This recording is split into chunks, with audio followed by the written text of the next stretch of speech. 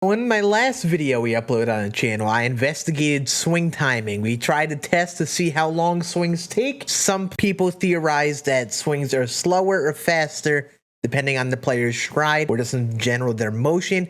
And we debunked that. We learned that in terms of perfect timing, every player has the same length of the swing, so swings aren't really slower. And what we're going to do today is further investigate hitting.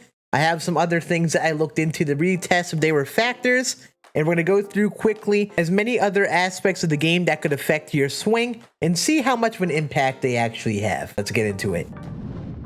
What's going on, YouTube? I appreciate you all watching this video. Before we get into it, I want to thank you for watching this video. In case you have not hit that sub button down below, make sure you do. I'm uploading a lot of content to help you all get better at this game, whether it's hitting tips, pitching tips, team building tips, any sort of content in the channel is mainly to help you all get better. So make sure you hit that sub button down below if you're trying to get better at MLB 21. Also, if you have any questions, if you want to come hang out and watch me play, come swing by my Twitch. Best place to find me outside these YouTube videos. But we got a lot to talk about today. I'm going to try to go through it as quick as possible without wasting time. Let's get into our hitting. So, like I said in the last video, we found out that swings all are 6 to 7 frames on 60 FPS, which is an interesting thing. That means that every swing, at least for perfect timing, the time it takes for the swing to start for it to reach perfect timing is the same, which makes you think that players have all the same speed of swing. So what we did is we tried to take some other things that could affect hitting,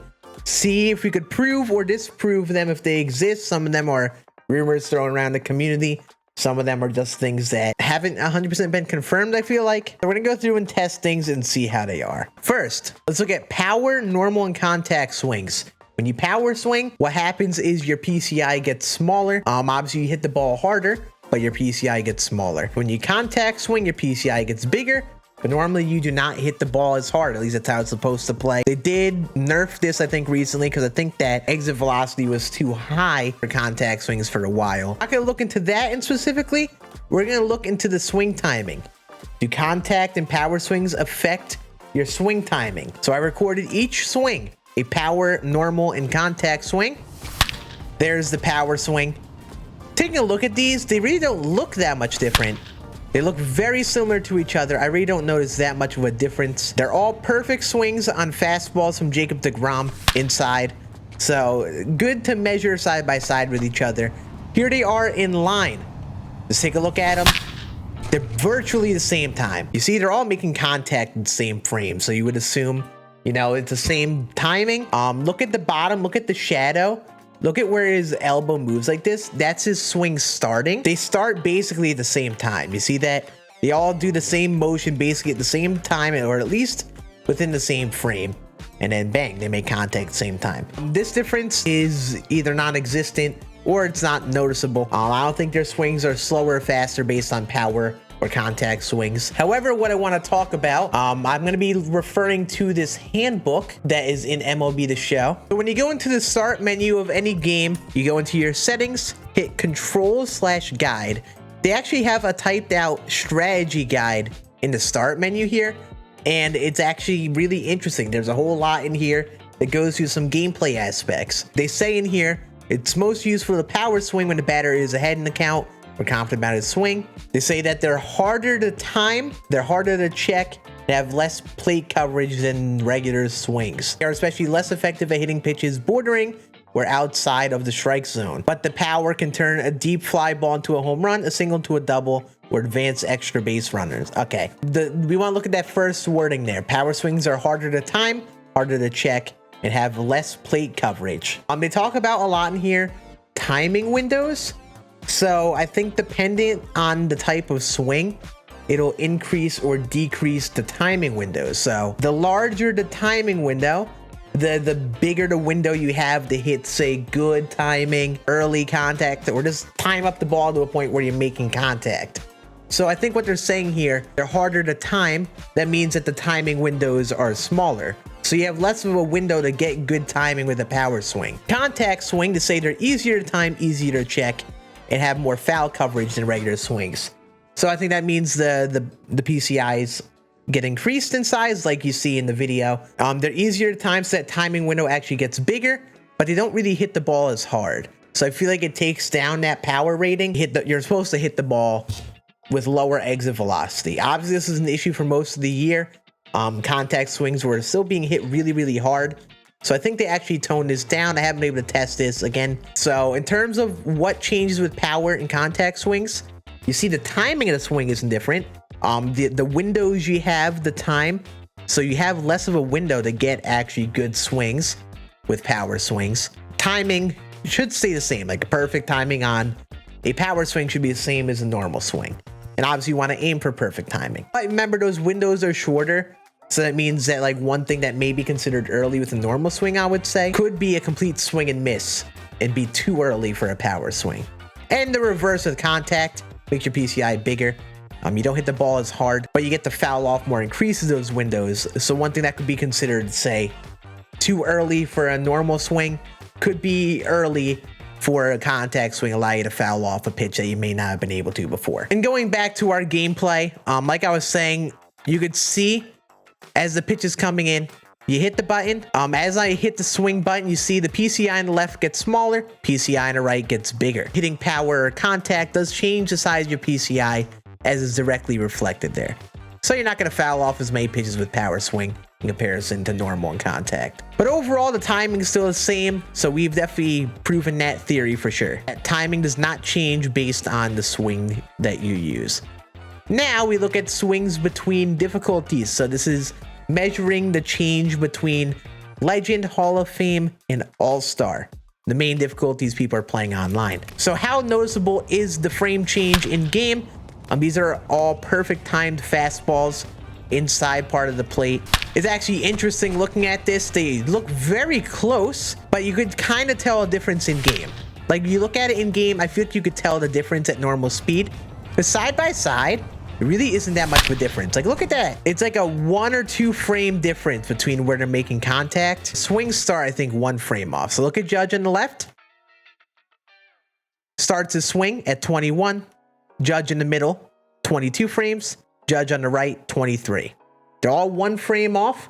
So that difference is very subtle. It's like a 60th of a second. So very small number we're talking. But obviously in game, it feels bigger than it actually is, I would say. But you know, the timing is very, very minimal between the difficulties. So let's look back at the strategy guide here and let's look at the difficulties. The easy difficulty settings like Rookie are tuned very differently than Legend. Difficulties support a wide range of user skill. Rookie hitting sees pitches 5 miles per hour slower, while Legend sees pitches 5 miles per hour faster. The timing window to make contact with the pitch is 33% bigger on Rookie, 33% smaller on Legend.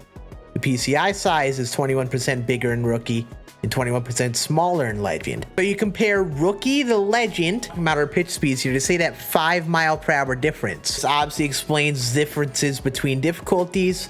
I don't know if there are exact numbers that we should be using because we don't know how much percentage jumps up between each difficulty. I assume they're comparing this to All-Star difficulty, which is kind of the middle ground. So they say that Rookie difficulty sees pitches 5 miles per hour slower, while Legend sees pitches 5 miles per hour faster. So I don't know if that's the difference between those two, but 5 miles per hour, that's a pretty sizable jump. But also things to look at between difficulties. Timing window to make contact with the pitch is 33% bigger on Rookie, 33% smaller on Legend. So as you go up in difficulties, it gradually decreases the timing window. So that means like that window you have to even make contact, to make good contact, is smaller.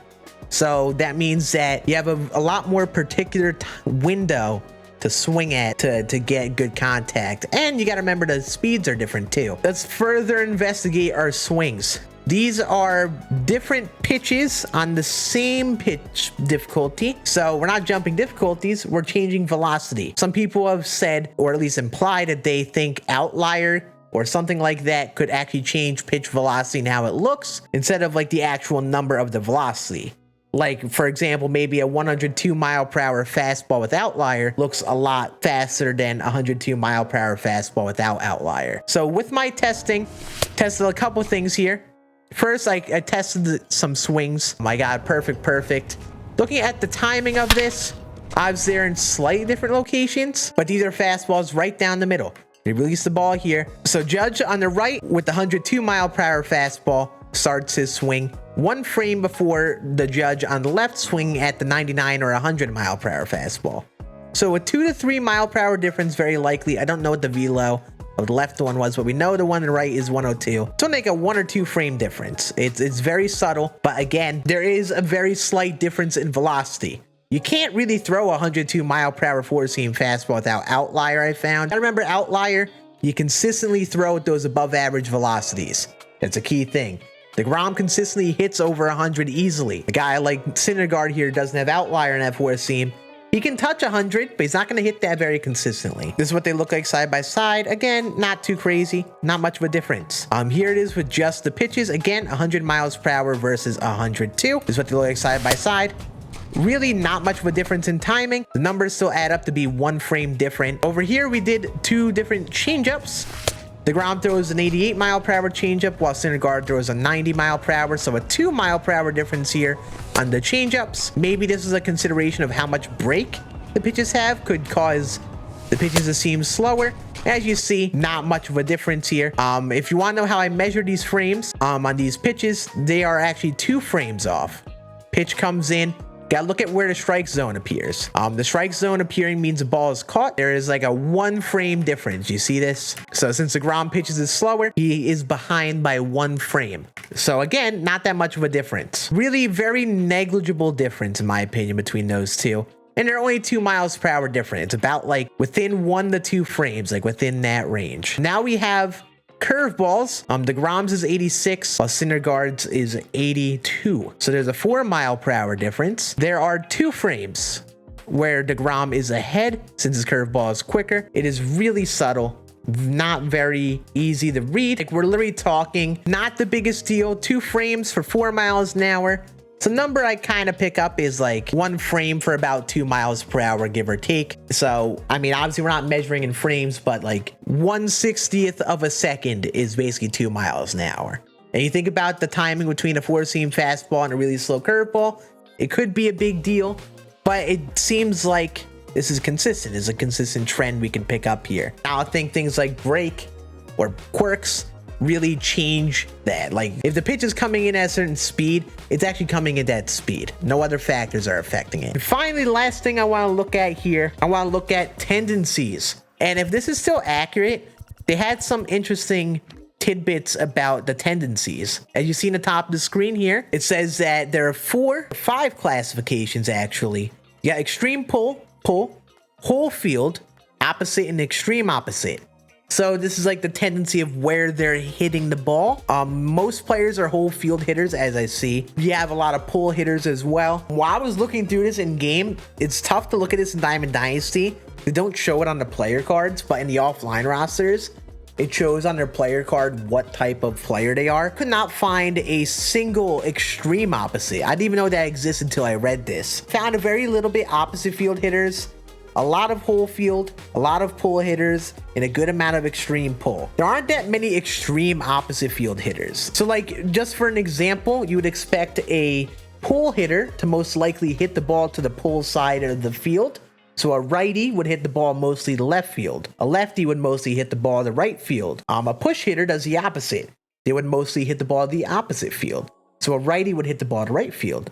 Opposite with the lefty. Lefty hits the left field. And then a whole field hitter you would expect to be well-rounded, hit it everywhere. And obviously, the more extreme pull you are, the more likely you are to pull it, or vice versa with opposite. In the pause menu, I think they use the word push instead of opposite. So it means the same thing. They're just pushing the ball on the other side of the field. So what is interesting about this, for a right-handed pull hitter, some borderline center field hits will now become borderline left field. For some borderline right field hits will become more borderline center field. For a pull hitter, the attribute slightly increases the timing window for early swings and slightly decreases the timing window for late swings. So I want to talk about 2 parts of that last part. We talked about timing windows being changed and adjusted. That window is your overall time you have to hit the ball. It seems that with tendencies, this should actually change very minute things. Like, you would think that it just shows a good tendency of like, oh, are they really a pull hitter? So they're going to mostly hit the ball to the pull side of the field. The change seems very subtle and minute. And I first went through this, I was like, this didn't do anything. But we're going to look at this now and break this down knowing this information. What this would mean is when you have an increased window, that means you have more time to get that type of thing. So say you have like the timing window, which is just normal for a balanced hitter. There would be more yellow on the early end for a pull hitter and less on the back end. And then flip-flop that for a push hitter. So let's just look at the type of hits we're getting.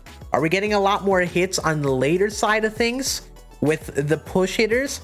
Are we getting a lot more hits on the early side of things, the early players? And also the wording they mention here, some borderline center field hits will now become borderline left field. So what happens is, since that window is larger, for some players who are whole field hitters, they would hit at the center, while your pull hitters would pull that ball a little more. So we gotta look at not just the amount of balls that are hit to each side of the field, but look at those borderline type hits and look at that swing timing and try to break down why we actually see that. So I made teams of each different type of hitter: whole field, pull, and extreme pull. Like I said, I couldn't find anyone who was an extreme push hitter, so we can't test them, unfortunately. But looking at this video, so here's what we want to look at. Look at where the balls are going. Look at my swing timing, how that is affecting where the ball is actually going. And just think about like how many hard hit balls are going right to fielders, to gaps. We're gonna go hitter by hitter here. These are all push hitters.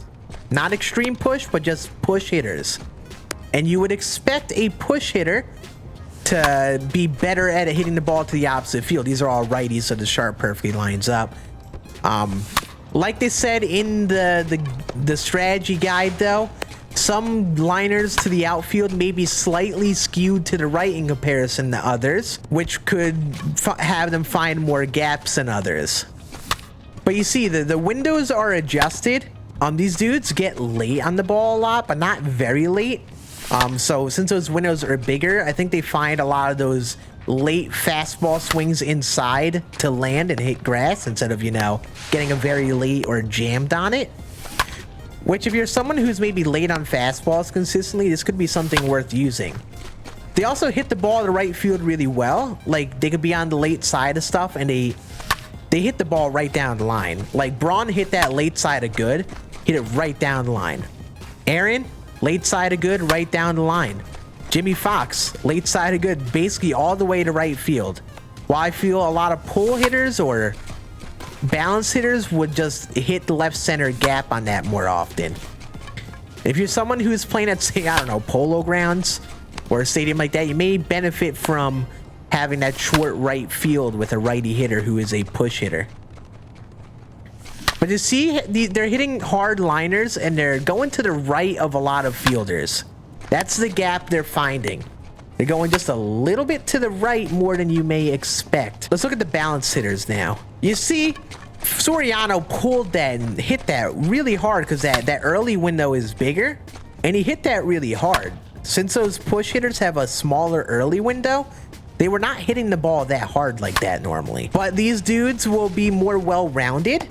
They kind of seem to hit the ball everywhere more easily.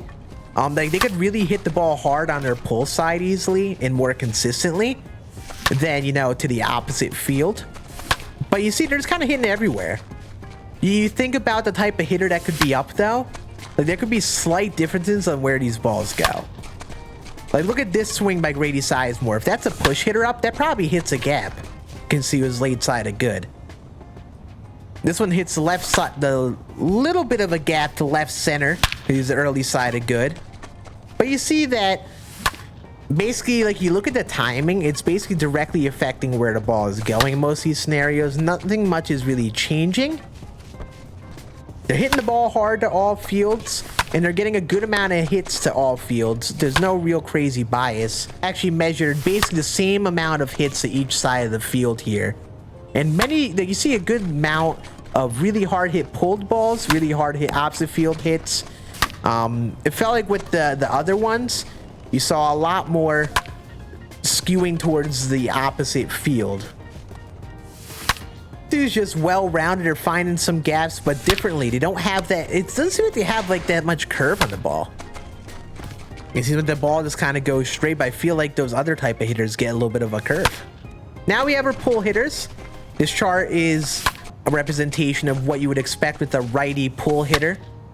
And you see that these dudes, they hit grounders. They kind of found some more gaps to the left or right if it's a lefty, the normal and other hitters. It's an interesting thing. Like since Cano is a pull hitter there, I feel like he found that left center gap. If he was a normal hitter, I feel like that would have hit right to the left fielder.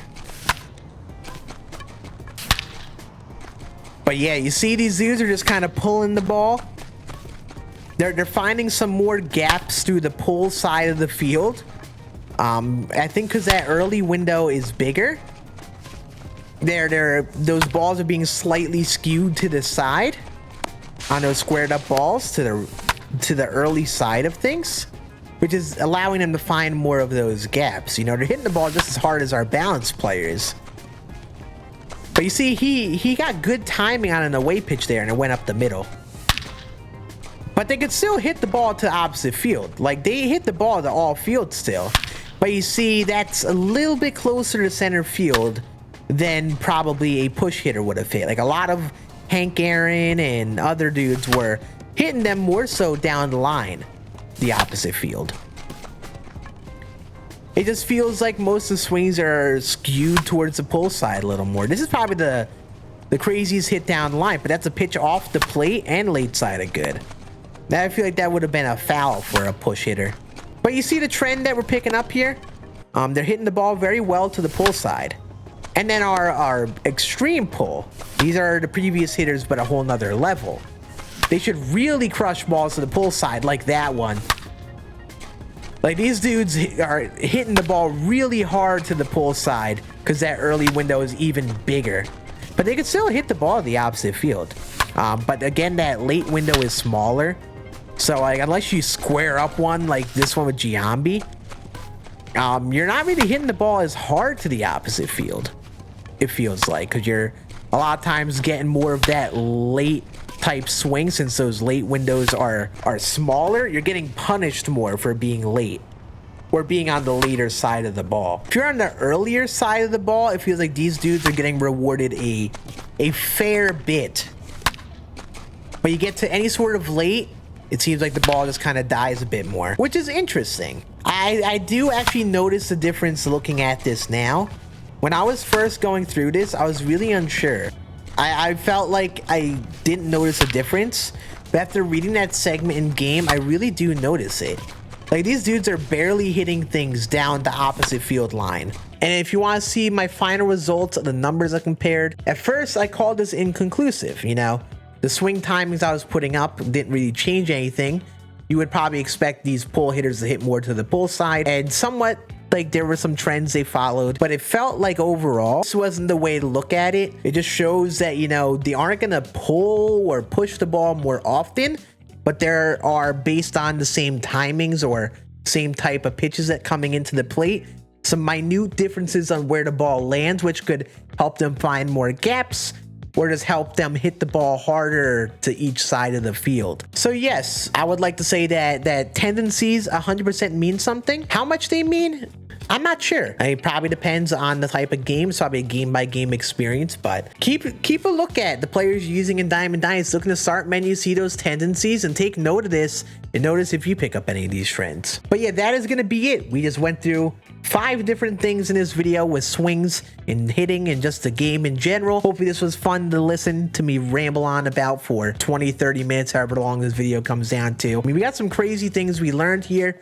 and I think this was fun. I definitely have learned more about the game. These take a lot of time to work on, so if you enjoy it, if you learn something new, if you like the analysis, make sure you like it. The video out there. I've been working on this video for like 3 days now, so I hope you enjoyed it. I mean, we'll be back again with another video later this week, going through some more stuff with MLB The Show 21. You all have a great rest of your day. See you all in the next one. Deuces.